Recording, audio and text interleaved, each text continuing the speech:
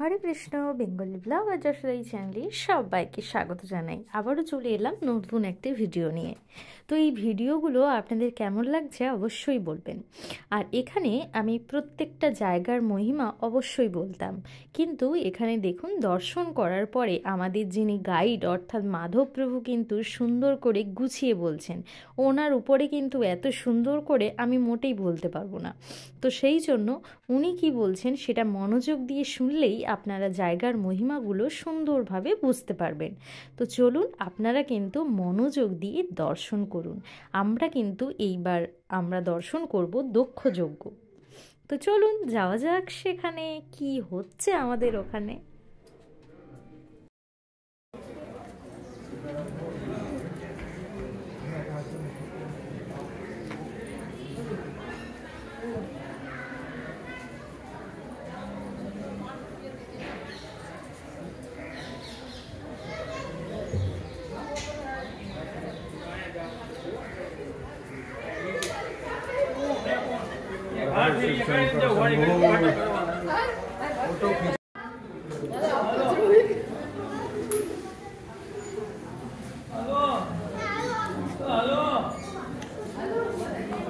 Hello भाई, hello भाई।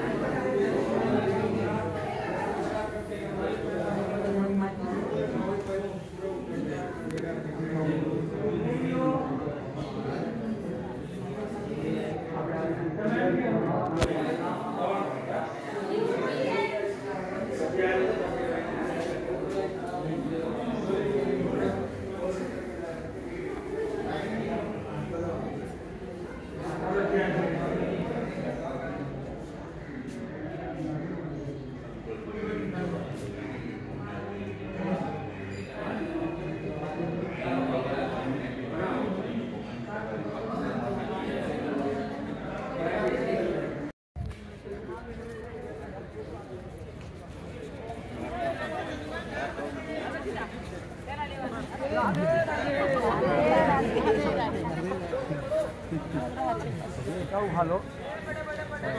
মাস্টারমশাই সবসময় ছাত্রকে বলে আমি বসছি কি বল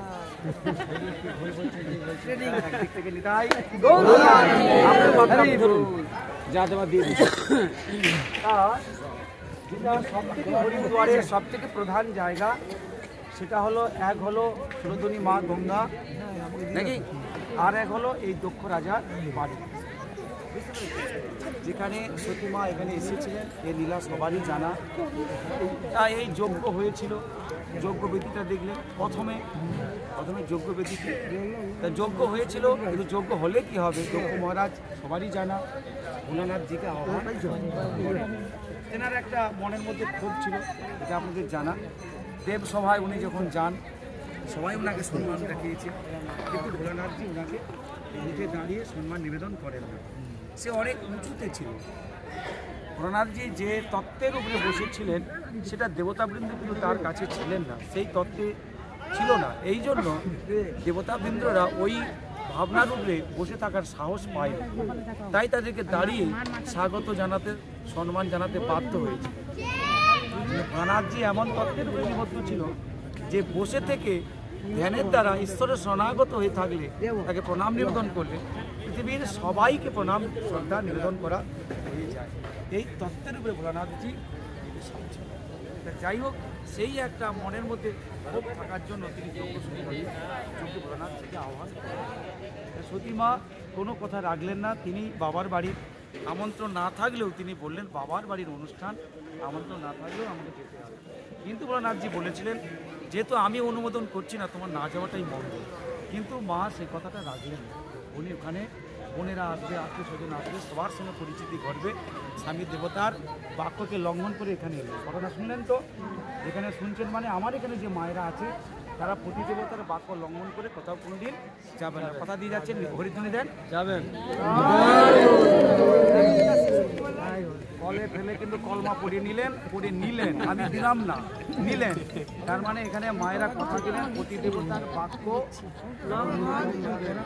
আমরা করবো না। যারা বাড়িতে আছে তারা থাক, আমরা যারা এসেছি আপাতত আমরা কেউ করবো না। কথা কিন্তু দিলেন কোথায়? একটা দিব্য জায়গায়। এবারে কি করবেন আমি কিন্তু বলতে পারবো না। যাই হোক, তা এই রকম অবস্থাতে উনি কিন্তু এলেন। আসার পরে যখন দোসরায় ভোলানাথের নিন্দা শুরু করলেন, উনি কিন্তু প্রতিটি নিন্দা সহ্য করতে পারলেন না। কিন্তু আমার মায়েরা আজও এই মায়েরা প্রতি নিন্দা সহ্য করতে পারেনি, কিন্তু মুখে বলে মানে কর্তাটা পুরো একবারে পুরো মানে কি বলবো ষাঁড়ের গোবর, ষাঁড়ের গোবরের সঙ্গে ছবিটা দেখবো উঠে দেখি না। যাই হোক, এই জন্য নিন্দা আপনারা নিন্দা করেন, সহ্য করেন, সব কাজ করা যাচ্ছে না। এই জায়গার গালাগালি করবেন কি সহ্য করবেন আপনাদের ব্যাপার, শুধু বিষয়বস্তুটি তুলে ধরলাম। তো এবার উনি নিন্দা সহ্য করতে না পেরে উনি কিনলেন, একটু এগিয়ে ধরিত্রী মাকে বললেন তুমি দ্বিধা হও, আমি এখানে আর থাকবো না, আমার এই মুহূর্তেই মৃত্যু হওয়া উচিত। এখানে কিন্তু শাস্ত্র বলেছেন ওনার ওইখানে এক রূপে উনি কিন্তু ধরিত্রীর বুকে উনি সমাধিস্থ হলেন, আর রূপে ভগবানের রুদ্র অবতার তিনি এসে ভোলানাথের মানে দুর্গা মানে মায়ের একটা দেহকে নিয়ে তিনি নর্তন মানে অত্যন্ত ক্রোধিত হয়ে নর্তন শুরু করা, সেটাকে এত উন্মাদনা হয়ে গেল ভগবান বিষ্ণু তার চক্রের দ্বারা খণ্ড খণ্ড করে 51টি অংশে বিভক্ত করলো। কেন করলো? যে মায়ের দেহ এত পবিত্র, এটা পৃথিবীর বুকে থাকা ভালো, পরবর্তীকালে দেবী পীঠ নামে এটা প্রচার হবে, আর পৃথিবীর অগণিত নরনারী শ্রদ্ধা প্রণাম করে এই ইতিহাসকে স্মরণ করলে তাদের জীবনে এরকম অবস্থা এলে তারা যেন এই ভুলটা মা বলো না যেন করে। ঘরের কর্তাটা পটলারে কর্তার মতো নয়,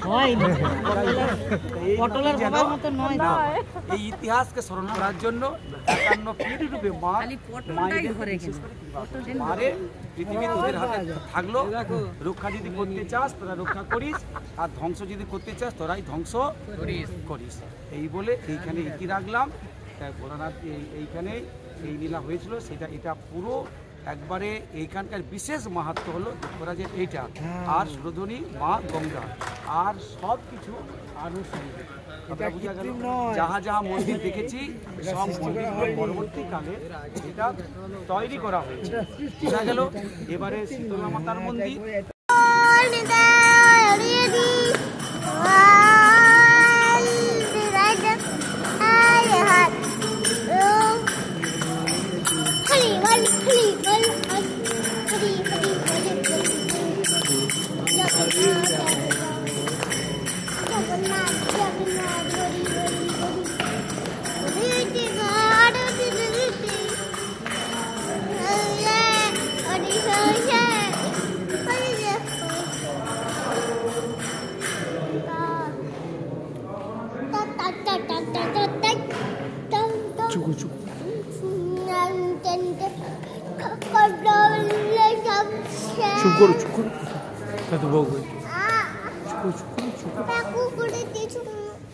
এখানে এই যে ফনা বিস্তার করে উনি হচ্ছেন কে? অনন্তদেব, অনন্ত বাসু।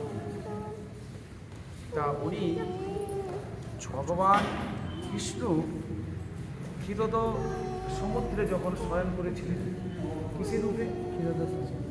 অনন্ত বাসুদেবের উপরে। কিন্তু এখানে কে আছে? না শঙ্কর ভোলানাথ। তাহলে ওখানে আছে কেন? না হর হরি দুজনেই কিন্তু এই রূপটা কাকে দেখিয়েছিল? না একজন ভাগবতের নাম শুনবেন, অনেক শুনেছেন, ঘণ্টাকরণ নাম শুনেছেন? ঘণ্টাকরণ। সে কেবলমাত্র ভোলানাথ ছাড়া কিছু বোঝেন। তাকে বলছি বেটা দেখ আমি কে, আমি যে ভোলানাথ আর আমি যে বিষ্ণু এক, একটু দেখ।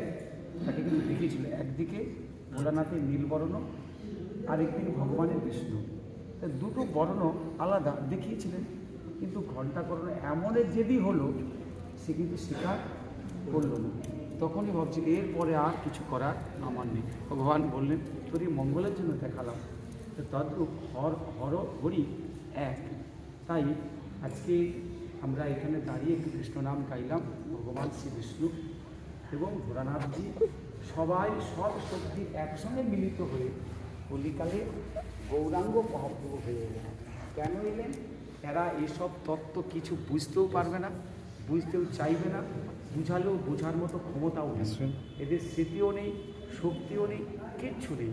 এদের জন্য একটা সহজ সরল একটা কিছু ব্যবস্থা করতে হবে। আর সেই সহজ সরল ব্যবস্থাটা হলো কি? কেবলমাত্র হরের নাম কেবল। শীতের জন্য মহাপ্রভু এসে আবার দেখলো হরিনাম দিলাম বটে, কিন্তু হরিনাম করতে করতে বিনয়ী হবে কি আর অহংকার বেড়ে যাচ্ছে। তার জন্য তিনি একটা বিধান দিয়ে গেল, যদি তোমরা মুক্তি পেতে চাও, শান্তি পেতে চাও, বিনাদপি শুনি যেন তরুণ এবং সহিষ্ণুরা অমানিন মাননীয় কীর্তনীয় এর বাইরে কোনো কথা চলবে না। দিনাদপি শুনি যেন মানে যারা ছোট বড়দের কাছে মানে দিনের সমান একটু বিনয়ী থাকার চেষ্টা করে, একটু নিচু হওয়ার চেষ্টা করে। তরুণ এবং সহিষ্ণু না, তরুর মতো মানে বৃক্ষের মতো একটু সহিষ্ণুতা। আমি অনেকবার একটু হাত দেখিয়েছিলাম, ঠেলে দিল। তার মানে কি? সহিষ্ণুতা নেই বলে তাকে নিন্দা করবে, কিন্তু থাকলেও যে ওর গায়ের গন্ধ যদি আমার নাকে লাগতে পারে, তাহলে আমার গন্ধ তো ওর নাকে লাগতে পারে। এই একে অপরের মেনে নেওয়াটাকে বলা হয় সহিষ্ণুতা। কিছু কষ্ট হলেও তাকে না বলাটা, বুঝতে পেরেছেন? তাকে বলা হয় সহিষ্ণুতা। একটা বললাম অমানিনও মানদেনও কীর্তন। অমানি যার কোনো মান নেই, পৃথিবীতে এমন কোনো মানুষ নেই তার মধ্যে কোনো গুণ নেই, সবার মধ্যে কোনো না কোনো গুণ আছে। আপনি দেখা হলে বলুন, সারা সেদিন আপনার বাক্য, আপনার ব্যবহার আমাকে খুব খুশি করেছে। ও সারাটা জীবন আপনার কাছে কৃতজ্ঞতা স্বীকার করবে। কেন? কেউ তাকে সম্মান দেয়নি, ওর মধ্যে ভালো গুণ আছে, সে ভালো গুণের প্রশংসা কেউ করে না, নিন্দা করেছে কিন্তু প্রশংসা করে না। আপনি করে দেখুন একবার, সে আপনার প্রতি এত খুশি হবে, আপনাকে বলবেন বলুন আপনার আমি কী করতে পারি, আপনি আমার কাছে কী হেল্প চান। কিন্তু সংসারের মানুষ আপনার প্রশংসা করবে প্রত্যেকটি সময়। আপনি যে ফল ভুল করেছেন, কোনো জায়গায় ঠকে গেছে, বিফল হয়েছে, সেই নিন্দার কথাটাই সারাটা জীবন আপনাকে আঘাত করে। তাই প্রত্যেকটা মানুষের মধ্যে ভালো গুণ আছে। আপনি যদি তাকে বন্ধু করতে চান, সর্বপ্রথম তাকে বলুন, দাদা আপনার সেদিন ব্যবহার আমি খুব খুশি হয়েছে। দেখবেন আপনার অতি দ্রুত ও আপনার বন্ধু হয়ে যাবে। একবারে কারেন্ট কথা, ঠিক কিনা নিতাই? সেটাই কলিকালের শ্রী চৈতন্য মহাপ্রভু এইগুলো বলেছে। মানুষের নিন্দা করো না, প্রশংসা করো। নিন্দা করো না, প্রশংসা করো, ঠিক আছে? তার মধ্যে যদি বদগুণ তাকে তুলে ধরো না, তার মধ্যে ভালো গুণ যেটা আছে সেটা তার সামনে তাকে বলো, তাহলে সেও খুশি হবে আর তুমি বলেও খুশি হবে। কীর্তনীয় সদাহরি। এরপরে আরেকটা কি বললেন? যখন যে কথা বলো, আপাতত এবার মাধবের কথা, একটু ভগবানের নামের বা তার কথা দিয়ে শেষ করো। কি সবের বলেই কি কথাটা কি? তিনি আছে তো আমি আছি। ওই জন্য আমরা সবাই বলি না, রাখে হরি এইটুকু বলে কথা বলে রাখো। নেতাই আমার কথা কেউ মানছে না। নিত্যানন্দ এসে গেল, নিত্যানন্দ মহাবিষ্ণু, তিনি বললেন, নিতাই চাঁদ বলছেন আমার কথা স্বীকার করে না। সবাই মিলে একসঙ্গে চিন্তা করলো, হে মহাপ্রভু তুমি নেবে এসো, হে গোবিন্দ তুমি নেবে এসো। তুমি না নেবে এলে হচ্ছে না। এই জন্য শান্তিপুরে দেখবেন আম্রবৃক্ষ, একটা শান্তিপুর ঠিক নবদ্বীপে যাওয়ার কিছু কয়েক কিলোমিটার আগে রাস্তার ধারে আম্রবৃক্ষ, আম্র বাগান আছে, যেখানে সেখানে শান্তিপুর বলে লেখা আছে। সেখানে অদ্বৈত আচার্য নিত্যানন্দ মহাপ্রভু, বাবলার ঘাট, কিন্তু ওটা দূরে, ওটা হচ্ছে রাস্তার সাইডে আম্র বাগান আছে বিরাট। অদ্বৈত ওই মানে বাবলার ঘাট বলে বলা আছে। ওইখানে দেখবে একটা মন্দির আছে, সেখানে ওই তিনজন বসে সিদ্ধান্ত নিচ্ছে কী করে কলির জীবকে উদ্ধার করা যায়। আর সেই উদ্ধারের একটাই প্রকৃষ্ট পন্থা। মহাপ্রভু নিলেন সন্ন্যাস, নিত্যানন্দ হলেন অবধূত, আর অদ্বৈত আচার্য হলেন গৃহী। তিন ভাব করে নিয়ে পৃথিবীকে উদ্ধার করলে একটা দিন। যাই হোক, আমরা এখানে নিলাম, প্রণাম দেবো, দিয়ে আমরা বাসায় চলে যাবো। হয়তো একটু পিছিয়ে যাও আর প্রণামটা এইভাবে না, করে ঠিক আছে। ভগবানকে প্রণাম করলে বাম দিকে রেখে, ভগবানকে প্রণাম করলে বাম